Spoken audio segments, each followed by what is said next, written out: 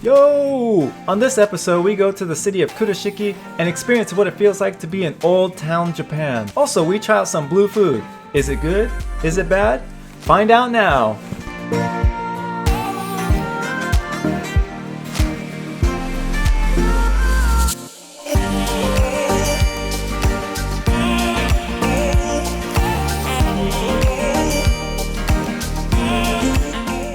We are back in Okayama, and before we go back in time to feudal Japan, we need to grab some noodles. That is the stuff. Now let's jump on the Hello Kitty time traveling train. Woo! So, Kurashiki. Let's start off with the basics. A little history for you. During the Edo period, Kurashiki was an important point along the distribution route of Japan's most important commodity, rice. Canals were built to allow boats to navigate between the city's storehouses and the nearby port. Along the canal, there are many of the original storehouses that were so central to the city's identity. Recognizable by their white walls and black tiles, the former storehouses have been converted into cafes, boutiques, souvenir shops, and a number of museums. Now that the history lesson is done, let's go explore a bit, shall we?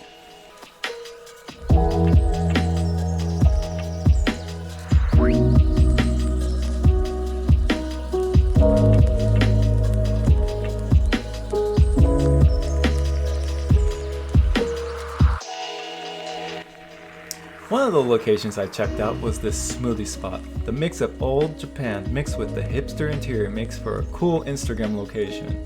The fact that I could grab the smoothie, which is hard to find in Japan, was really nice, and it was made of fresh ingredients. Kale and banana. But all I taste are bananas. Not bad though, nice fresh. I need it for my legs right now. Gotta have my greens. Another location hidden within all the white buildings is a spot called Tumug. This spot has some really beautiful desserts. Looks like tacos. This pastry is folded in half and filled with custard and whipped cream. And then they add some fresh fruit to the top of it. A lot of different options, and the location is pretty chill.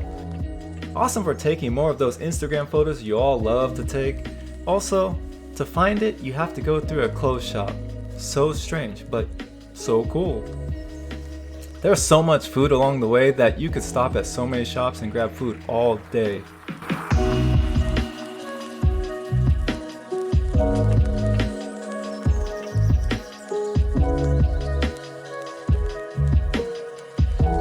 But what is most interesting is there's a street where blue jeans are famously created. And in this street, they sell food too. The twist? The food is all blue. Like, literally. I tried the blue burger. You want my honest opinion? It was terrible. Just straight terrible. Get the bun instead.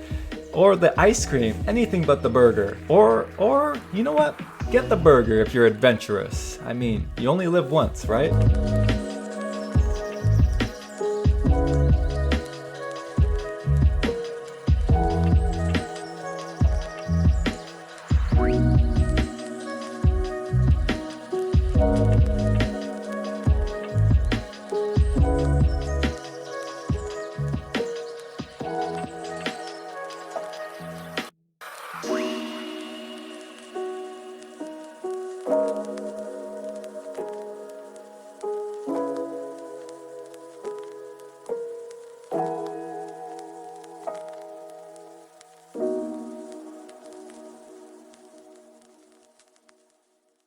Now we move on to the final leg of our Okayama trip to a couple of locations that are really popular to tourists.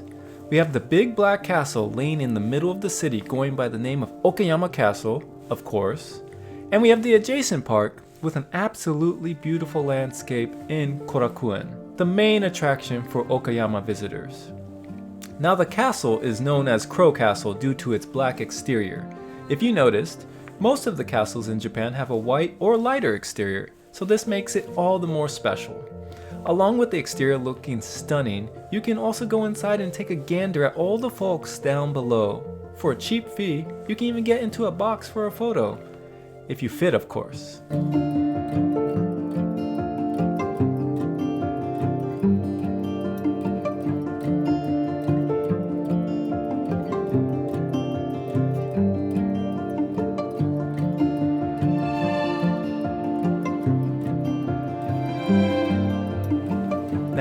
This castle even has an illumination that goes on during mid to late November, and that illumination is what you are seeing right now. So my tip to you, if you're going to come to Okayama, come in November. Honestly, the fact that they added lights, as cheesy as it is, makes it that much more original and actually makes for a great photo that you can tell and show your friends. Now, Korakuen is something else completely. It is a well-maintained garden that is insanely huge, and with the illumination at night, it gives you more to do in the city of Okayama than you would have ever thought of. I was amazed at the sheer size of the garden. It is really relaxing. I mean, it has all the typical features of a Japanese landscape garden.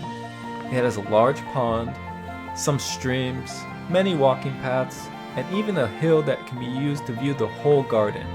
But combine all this with a nighttime illumination, and you have an epic photo-taking adventure that can last all through the night. Alas, all trips must come to an end, and this is the final stop in Okayama for this time.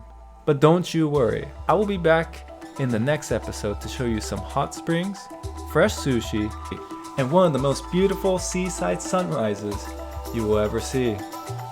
See you in the next one. Peace!